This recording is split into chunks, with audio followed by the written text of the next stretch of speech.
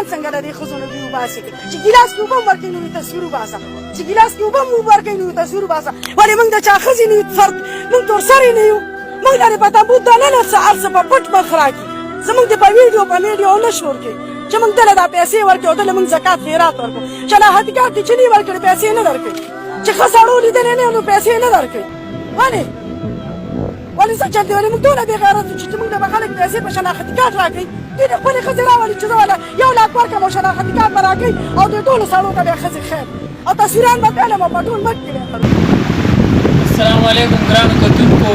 دا ویډیو تاسو وکته دغه حالات سبا زموږ په کلي کې هم شروع دي که څوک د 5 روپو چپس پونه ویشي نو هم تصویر وکاږي که څوک د 30 روپو والا د بریانۍ ډبې ویشي نو هم باید تصویر وکاږي په 140 روپۍ باندې به تاسو د خلکو عزتونه تار په تار کوئ مهرباني وکړئ چې دا کار پرېږدئ او دا شانتې هر یو څیز سره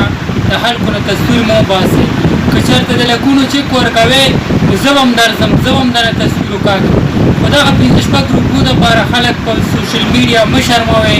او دا کار پرېږدئ ویل یو ملګري بیګا پوسټ کړی و چې کوم خلکو کورونو ته اوبه جوخت هم نه دي ورغلي نو په هغوی باندې چې کوم امداد راځي نو تقسیمیږي نو زه به دا وایم چې د چا په لاس کې کاري سرکاري د هغې غټه وجه دا ده چې څوک یې تقسیموي نو هغه پکې خپلو خپلوانو ته او چې کوم رشته دار دي کوم د کور کسان دي نو هغه هغوی ته ورکوي که هغوی ته اوبه ورغلي او که نه ورغلي بل چې کوم کسان حقدار دي نو هغوی ته ونه رسي حقدار ته ونه رسي او هغوی محروم پاتې شي نو دوی ته زه دا وایم چې په آخرت کې به ستاسو ګریواني او د دغه غریب سړي د دغه غریبو خلکو لاس پوي ځکه چې د چا حق وي نو حق هغوی ته ورسوئ ګنې بیا آخرت کې به تاسو سره نه دغه